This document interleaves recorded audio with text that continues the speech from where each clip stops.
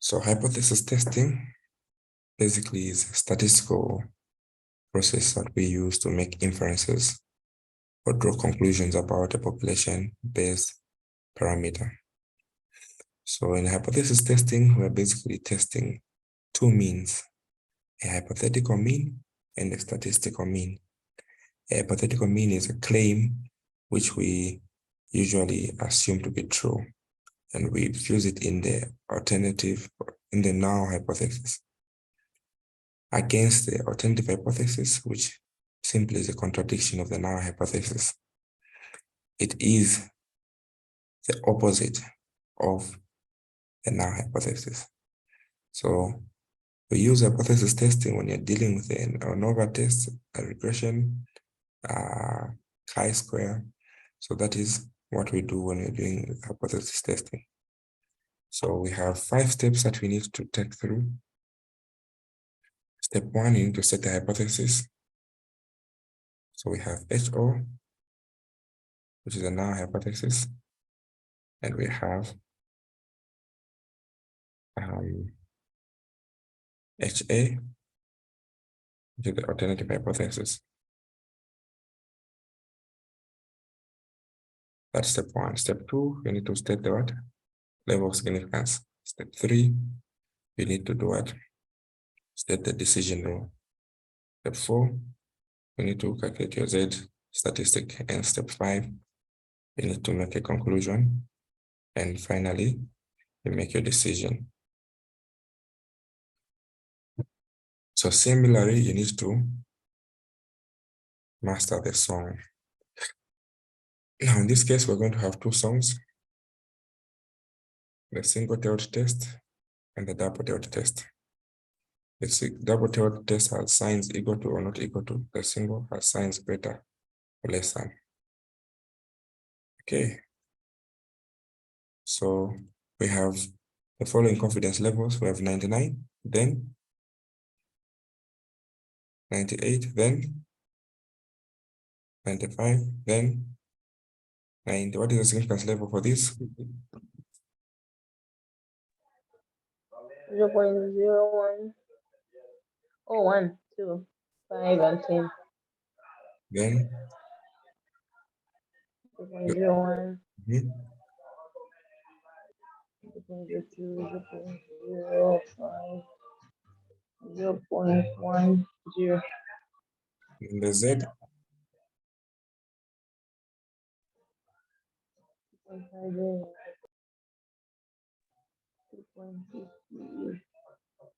1.96, 1.64. 1.645. and here, single-tailed test, 2.33, then 205, 205, 105, then 1.64, then 128. 128. Correct. So these are the Z values that you need to master for a single and for a double-tailed test. So if we are given 2 questions, we need to know which one is a single-tailed test and which one is a double-tailed test. You can tell this from the what? From the signs. So here we are given a mu 10, mu is not equal to 10. Our n is what? 36. Our standard deviation is 12. Our alpha is 0.02. Then our x bar is 15. Part B, our hypothesis and our alternative hypothesis. Our mu is equal to 10.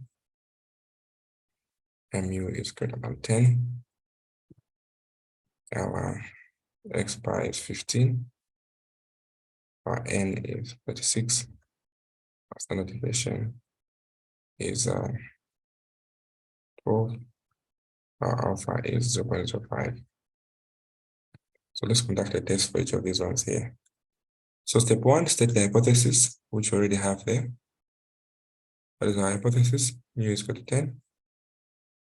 Mu is not equal to 10. Step 2, set the level of significance. Our level of significance from 0.02 is what? 2%. Meaning our Z at this point is what? Under 2 tests. What is our Z at 0.02? 233. 2.33. Was a double dot test. Step 3, what we do? We make a decision rule. So since we have double dot here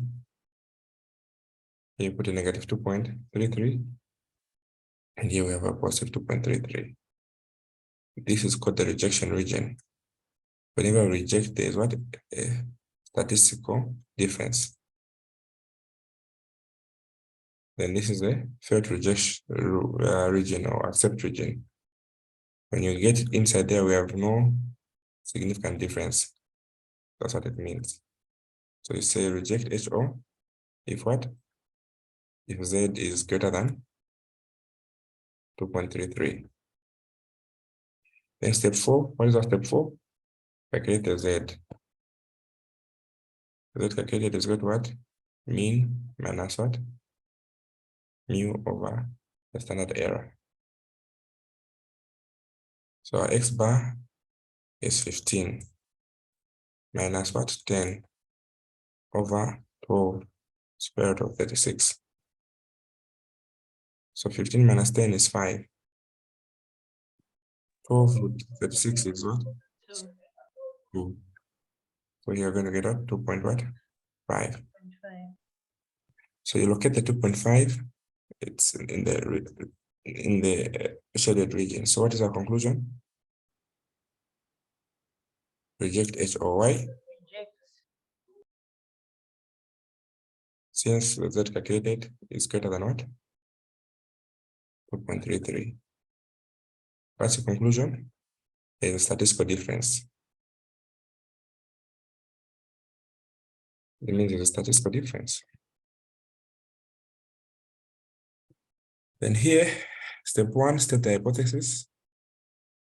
But because of this sign, what tail is this? Is a single tail or a double tail?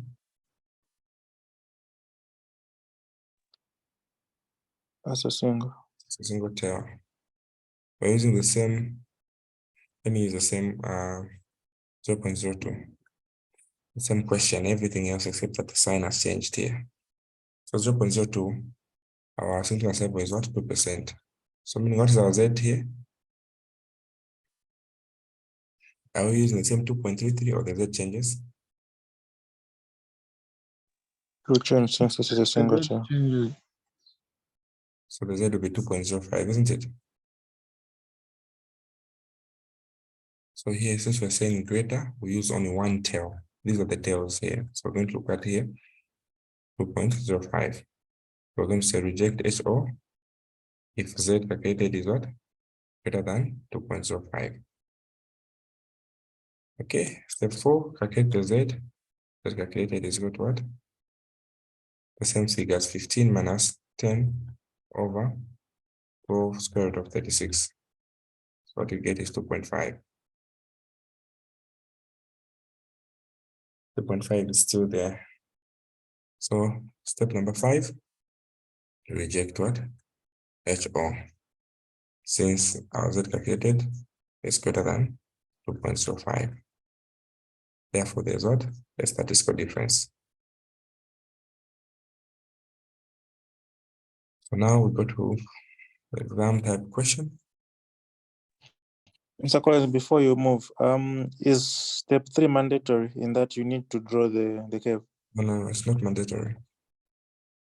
It's not. You don't gain or lose any mark for that. But it's just systematic. My students are very systematic. All right, noted.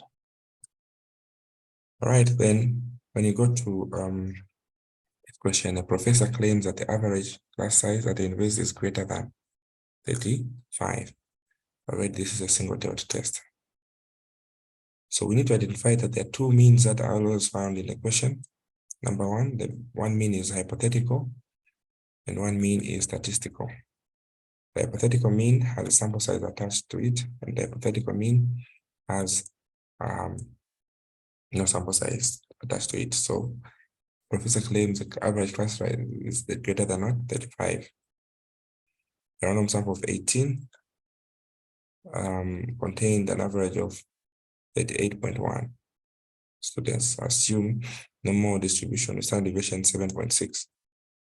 Our Z 0.01 is a single tailed test. So even if you're not given this, we know that this is 2.33. So step 1, set the hypothesis. Mu is equal to 35, and here mu is greater than 35. If you want here, you can put the opposite of this. It's okay. That's your step 1. Step 2, set the level of significance. What's your level of significance? 1%. Step 3, your decision rule.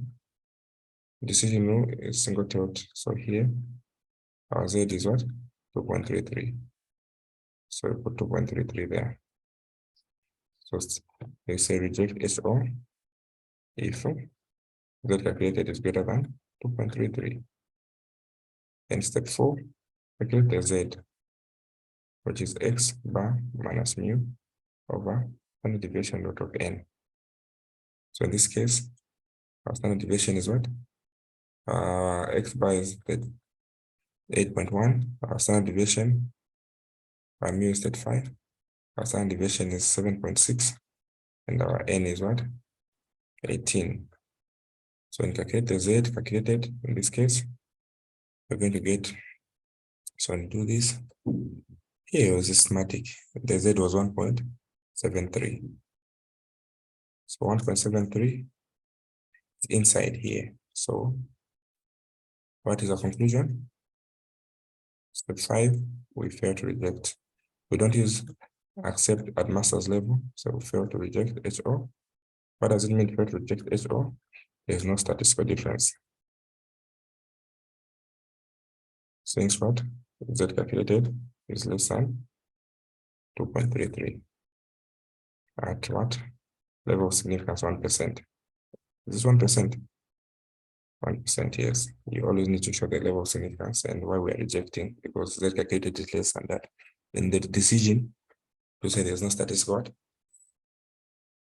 difference. So this is how this was done. We calculate that, and we have no sufficient evidence to support the professor's claim. So we fail to reject HO. We have no supporting evidence. Then use your answer above to compare the sample mean and the critical mean. So here we use a confidence interval. We say confidence interval is given by what?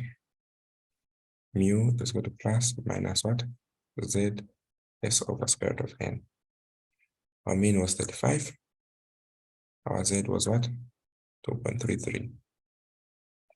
Our standard deviation. What was our standard deviation? Our standard deviation was 7.6, and our N is 18. 7.6, our N is what? 18. So we can find the confidence interval, X, Y. If the figure is outside this range, we reject. If it's within this range, we fail to reject.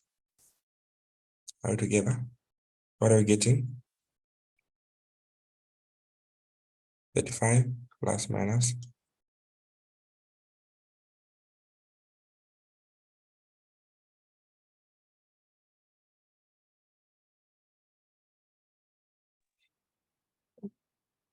4.17. 4.17. So what is the lower bound?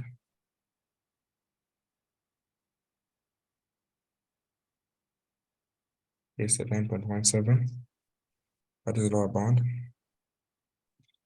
30.83. 30.83. So this is on the hypothetical. The actual mean X bar was what? What was our X bar?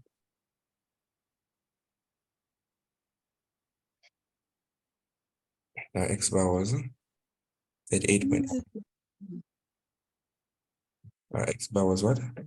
38. 38.1. So X bar was 38.1. So if our X bar is outside here, we're at 40, we reject. If we have 38.1, so it's within range, 38.1, 38.1. Of course, we're looking at the upper bound, you're comparing these two means. If the 38.1 is greater than 39.17, we reject.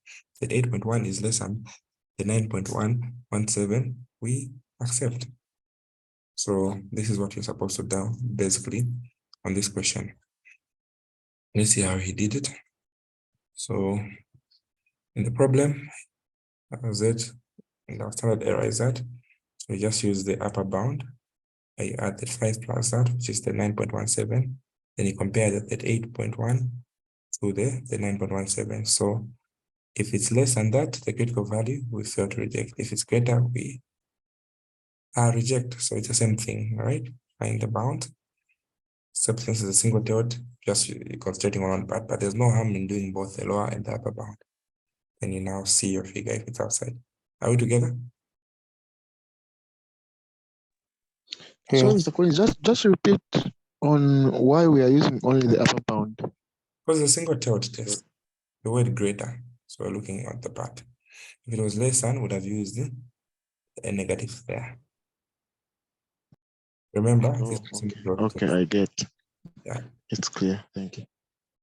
But I said, for me, there's no harm. Do both the lower and the upper. Then just see whether the figure is within the range. Are we together? Then you identify. If it's inside, you accept. Outside, reject. Is that clear?